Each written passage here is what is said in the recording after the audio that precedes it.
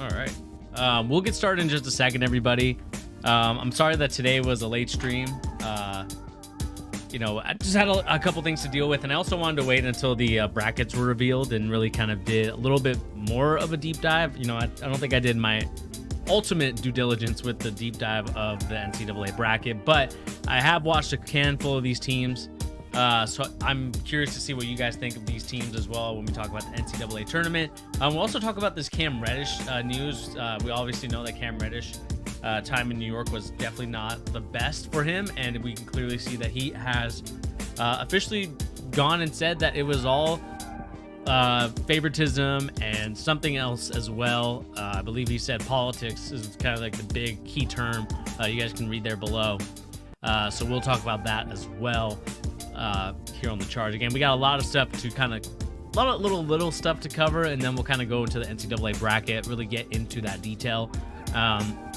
But I hope you guys had a great Sunday afternoon. I know that daylight savings really kind of messed up a lot of people's schedules, especially that sleep schedule, Saturday night, whatever you're doing that night.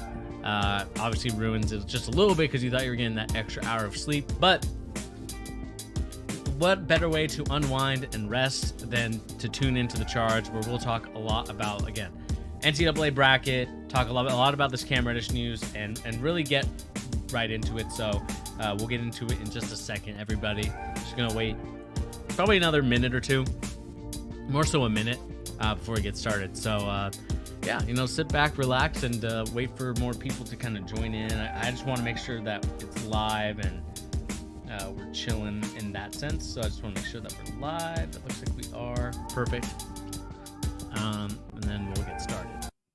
We'll just shut off the music just a little bit, just to get us going for these stories. Again, it's just going to be me today. Pete's feeling under the weather, so we're gonna, send him some love if you can. If there is a way to send him love, send it in the comment section. Let him know that you care, and let him know that we miss him, and hopefully he's doing well. Again, just a little bit sick, so I just want to make sure that people are aware as to why he's not here today. But he will be back next week when we get right back into the Charge, especially when we go into the news and rumors, and especially as we get close to the basketball season. And let me just make sure that we're live on other platforms as well. Live on Twitch. Kick, I'm still having issues with Kick. I need to figure out Kick just a little bit. So I do apologize, people, that there hasn't been any Kick yet. I will get that sorted out really soon. And we'll get that going in a little bit. But let's make sure that we are good here. I think we're good here. Boom. And boom. Alrighty. So for everybody that's here, welcome to the Charge. This is, of course, your boy Bernie. Here giving it to you live, NBA news and rumors, and also basketball opinions. Again, that was a weird intro. I usually never do that one. But we're here to talk a lot about different things. Again, I kind of talked about it in the little bit of an intro that we had here today on the Charge. We're really going to get into this Cam Reddish news. I think it's very interesting, especially with the way that the Knicks have been elevating themselves. The game has become a lot better for them. They're obviously on this huge winning streak. And this is going to be, of course, a little bit of I wouldn't call it eyesore. Maybe it's just the way that Cam Reddish has been feeling. I know that he talked about this openly. And so we're going to get into what he said here on the Charge. So without further ado, remember to hit that like, share, and subscribe button, and let's get right into it. So Cam Reddish believes that his lack of minutes with the New York Knicks wasn't due to basketball reasons. Reddish has been a consistent part of Portland Trail Blazers rotation since he was traded by the Knicks at the deadline. It was tough, but at the same time, it ain't even about basketball, Reddish told the Daily News. It had nothing to do with basketball. It was all politics and favoritism. Blank like that. That's why I wasn't too worried about it. When they put a reputation on you when you get traded twice like Reddish did, what's wrong? Why did he go from team to team without getting an opportunity? Damian Lillard said, you don't know what goes on behind closed doors until you become attached to the situation, and it's our job to encourage him, to speak life into him. Things change when you start to see who they really are. The Knicks traded a first-round pick to acquire Reddish from Atlanta. Leon Rose had to attach another first-round pick to send him to the Blazers for Josh Hart. And I think the interesting thing about Cam Reddish, obviously him coming out of Duke with RJ Barrett, who's also on the New York Knicks team, and Zion Williamson, he was kind of the forgotten player, I would say, of the three, right? Because with New York Knicks fans, whenever you get drafted to the team, they're going to be behind you 100% of the time. That was one thing that worried me a little bit about Reddish to New York, but I also thought it was a good opportunity for him to finally get a chance, because when he did get the chances in Atlanta, when I saw the chances and the situations, and even just him playing a little bit, I thought he was really good. Like, I thought he was one of those players that you could definitely get behind, someone that could definitely be an X factor at some point. Again, he was part of that process that I thought the Atlanta Hawks would be the Warriors of the East, with the way that Travis Schlenke drafted the team, with the way that everything went about. To me, it was a no-brainer and a no question that Cam Reddish would definitely be a player that would be an X factor for the Hawks. I thought that he would definitely be a huge impact player and eventually get into a starting position with the Atlanta Hawks. And I just think that for whatever reason, maybe it's just not lack of playing time. Maybe it's just his mindset going into it. He just never really got the opportunity to play. And again, it may not be Cam Reddish's fault. It may just be the circumstance of the Hawks are super loaded. They don't really have a space for him in the rotation. Let's trade him to the Knicks. And I just think the same thing happened again. I just, when we think about the Knicks rotation and players that are on that team, I think that team was just too good for Reddish to crack in terms of getting an opportunity, a real opportunity that is, to showcase his skill sets. I just think Tom Thibodeau, and I think this is really mostly on him, has his favorites. He has a short rotation. He's definitely a guy that will play, the rotation that he does. He'll never change it for whatever. Even in foul trouble, he'll change it just for like a little bit. But for the most part, he's a guy that is definitely looking to keep the same guys, keep the same minutes for each guy. I just think that that's kind of something, when I look at Tom Thibodeau as a head coach, that's something that screams out to me. And so with the Portland Trail Blazers, this team isn't really playing very well. Damian Lillard's going crazy. He's going insane. But in terms of team success, this team is definitely not doing as well as a lot of people thought they would. Or maybe this is what people expected, especially with Damian Lillard with such young guys on his team. I could potentially see why the Portland Trail Blazers, took a chance on this guy. And it's clearly shown with some great games here and there from him. And I just think consistency is something that he needs. And luckily, the Trailblazers is the perfect spot, because it allows him to kind of let him be himself, play the game that he wants to, and really go out there without any consequences of, if you mess up, you're not getting another chance in the rotation. And I just think that that's something that Chauncey Billups is doing a good job of in Portland, is allowing guys like Cam Reddish to get an opportunity, because we know opportunities are very hard to come by. You can only be young for so long before a team decides to really, I wouldn't say give up, but mostly say, like, whether you have it or not, and then you never have another opportunity again. You may have it down the line, maybe play in the G League, maybe play in Australia, or, a different league, maybe Europe. But what I enjoyed most about Cam Reddish is that he has definitely stepped up his game. Like, if we kind of look at, let me see if I can find Cam Reddish stats really quick and just really see the different stats that has been going on for Cam Reddish. Because again, I think he's a good player. I think that he definitely is someone that can lead a team as like the third guy. And, that's nothing to sneeze at. That's not a disrespect to Cam Reddish. But I just think that he does have that ability to do it. And I think that if he's given the opportunity, I think he will do it. And again, his stats for the season so far: 10 points, 2 rebounds, 1 assist, 45% field goal percentage. And I kind of want to see if they can split it up due to, kind of where he's been at. For the New York Knicks, he played only 8 games.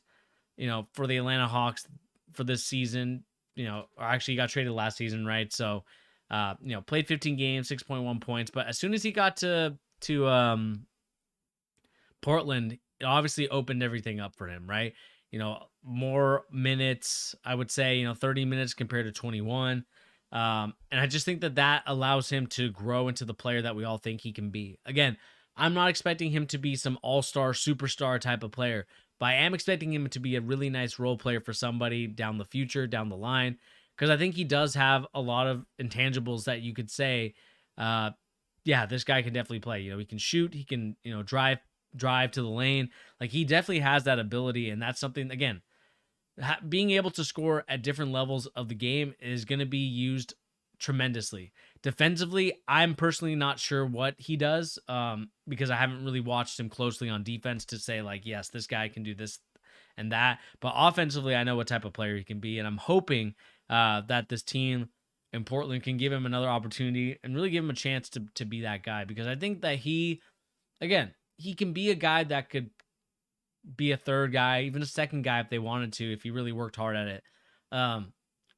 But I just think he gets overlooked and overshadowed, of course, by the fact that in Atlanta, it was Trae Young, Bogdanovich was there, John Collins was there, and he was just kind of the odd person out, right? In the first couple seasons, he'd play 26, 28 minutes, and then in his kind of final season in Atlanta, he only played 23.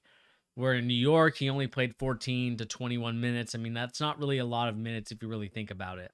And then in Portland, he's clearly getting a lot more of a chance to show out his game. And again, you can clearly see with more attempts and more opportunities, he's definitely showing you that he can definitely be a good scorer in this league. He can definitely he can really do some great things out there. And so I hope that when people look at Cam Reddish, I hope they don't think that he's a bust or anything like that, because I think he's actually doing really good for himself. And I think that he'll grow even more in Portland, especially given the opportunities there to start and really show what he can do. Again, I think Chauncey Billups showing a lot of trust in him is a good thing. And I don't really necessarily blame the Knicks for what they have done, because they probably just didn't see him as a player that would add to their team. I just think that, they have Thibodeau likes his guys, and I just think that whenever he likes guys, he's gonna be really tight on his rotations. He's not a guy that's he's not like a Willie Green, for example, in New Orleans, where he gave Jose Alvarado a chance last year, and Jose Alvarado thrived in that role, and he's clearly playing a lot better, and he's clearly has an opportunity in this league for that reason. I just think that Tom Thibodeau is not that type of coach. He's not a guy to open up the rotation. He has his set guys. If you're not showing it in practice every day for him, he clearly just cuts who he wants and just says, I'm not really looking to play you. And so I just think that that's kind of what Cam Reddish needs to understand about the league, especially when it comes, or especially about coaches, I would say. The favoritism stuff, definitely you can agree with that. I think everybody has their favorites. Whether you're a coach, whether you're a player, it doesn't matter what it is. You're always going to have favorites. And I don't necessarily blame him for feeling upset. I think what I like about it is that he uses it to fuel his fire. And that's something that, again, rejection and taking losses fuels that ability and makes you understand like, hey, I need to do a better job of getting to that next level. How do I want to prove him wrong. I want to say like, hey, I actually did this. And so I just want to make sure that that point is clear for Cam Reddish, is that this is no disrespect to him. It just didn't work out. And again, we know Tom Thibodeau, he has his favorites. That's kind of the way that's kind of the style of coaching that he does. And I hope that he understands that moving forward, that that's just kind of the thing he's going to have to deal with when it comes to this league, is that it is a favoritism league, no matter what. Doesn't matter if you're the 14th guy on the team or whether you're the first guy on the team. If you have a good relationship with some ownership and coaches, they're going to more likely keep you than if you have these bad relationships and you're not producing to them what they want. And so, again, don't necessarily dislike his statement here, but at the same time, it's also a situation where it kind of feeds into his fuel, feeds into his fire, and that's something that could definitely be used for his benefit and his advantage. So I hope he does take advantage of that. Let me know in the comment section down below, what do you guys make of Cam Reddish and this story? Let us know your comments and opinions in the comment section down below. So let us know what you think of Cam Reddish potentially taking shots at Tom Thibodeau and the ownership of the New York Knicks. All right, let's move on to the next story, and we'll move on in just a second. I just want to make sure that there's no other news. I know that this Warriors Andrew Wiggins news is there. I think he's really missing in action when it comes to thinking about the Warriors. This story is just, I have no idea what's going on. I haven't really been keeping up with the Andrew Wiggins news. I don't know what has been going, but he's been out since February 13th, and I guess it's a family matter. I don't know if there's some issues at home or whatever it is, but hopefully he comes back. He's a great player, and I hope that he's able to come back stronger than ever and really take advantage of that because again, he's a super good player, uh, super enjoyable to watch, especially in the finals. Again, I'm a Celtics fan. He was frustrating to watch just because he was so good against his matchup, and I hope that he's able to come back at some point this year, but it's looking unlikely. So we'll see how it goes from here on out. And let's see here. I think that there's not really anything else. Zion Williamson again hurt. This one's a frustrating one if you're a Pelicans fan because the way that the Pelicans have been trending, it's been way down and it's been super frustrating to watch as just a neutral. And I just hope that one day, Zion Williamson can really work on his body to get him in the best shape of his life so he can not get these injuries because the hamstring injuries seem to be an issue for him every year. And it's starting to creep up yearly now. And that's the question. And that was the reason why the Pelicans were very hesitant to give him a contract extension and really added stipulations to his contract. And again, it's not because they don't think Zion Williamson is a great, asset or anything like that. Clearly he is because you can see the way that the team trends when he's in versus when he's out. When he's out, the team definitely trends downward and it looks like it's going to be frustrating because you want him to play, you want him to be out there. But at the same time, there's nothing really much you can do about it other than hope he can come back stronger than ever, but we'll see what happens. Again, it is frustrating because you want to see him out there. You want to see him succeed with the Pelicans because the Pelicans were a dark horse team. They clearly were showing that earlier in the season, but with him out, especially early in the season, it's like they're a completely different team. They need him. They need Brandon Ingram. They need all these guys to be healthy and ready to go because the playoffs are coming up and he needs to be in playoff and really basketball nuance and in the groove and really in basketball shape and conditioning in order to play. And, with him missing so much time, it's like, how much has he really been, missing and how much has he really, how much is he going to miss when he gets back into the season? Apparently he's going to be playing in the regular season, but we'll see what happens there. Again, let me know in the comment section down below what you guys make of the Zion news. Again, it's frustrating because you want to see him play. So let me know in the comment section down below what do you guys think of Zion Williamson and the injury report. Okay, let me set this up and we can start making a bracket. All right, here we go. So if you guys have been paying attention, especially today with Championship Sunday, with a lot of teams, conferences and things on the line, a lot of things have been decided. Alabama winning theirs. I believe Memphis with under Coach Penny Hardaway winning their game. This is going to be a very interesting NCAA tournament like no other.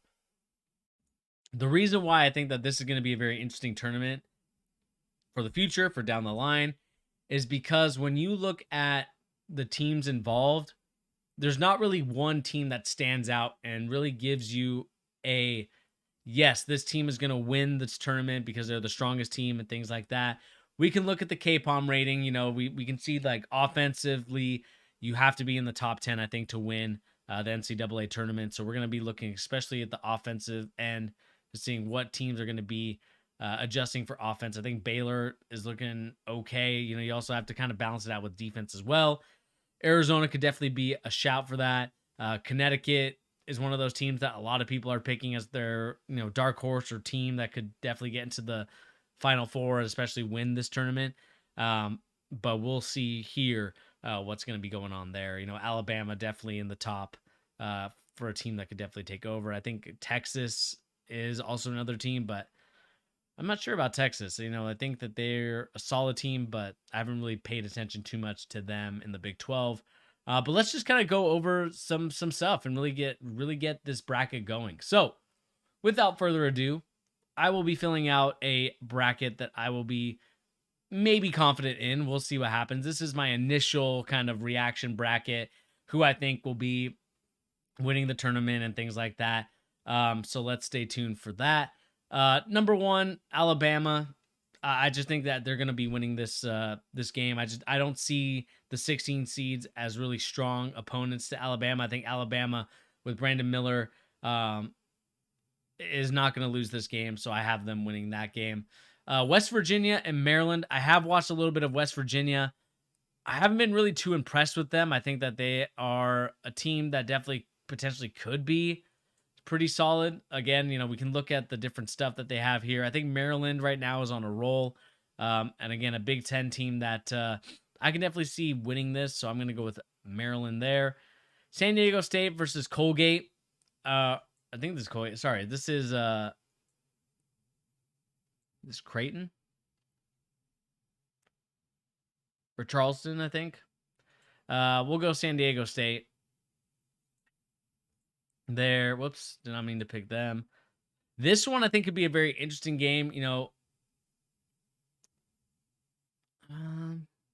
No, we'll go UVA, Creighton, NC State. I got an upset here in NC State. I think NC State is definitely on a roll here. I definitely got them going and doing their thing. Let's see here. Actually, you know what? Let's do this. We're going to come back on here tomorrow. I want to do a little more research. This is definitely not the stream to do this, so I think we'll just do the Cam Reddish news, and then we'll stream this tomorrow, everybody. I want to do a little bit more research, get a little bit more information on these teams that I don't really know about, and we'll get back to you guys at a later date. Especially, I think either Tuesday. We'll get back to you on Monday or Tuesday, but looking like it's going to be tomorrow. Anyway, guys, my name is Bernie. Thank you once again for joining, and we'll catch you guys on the next episode of The Charge.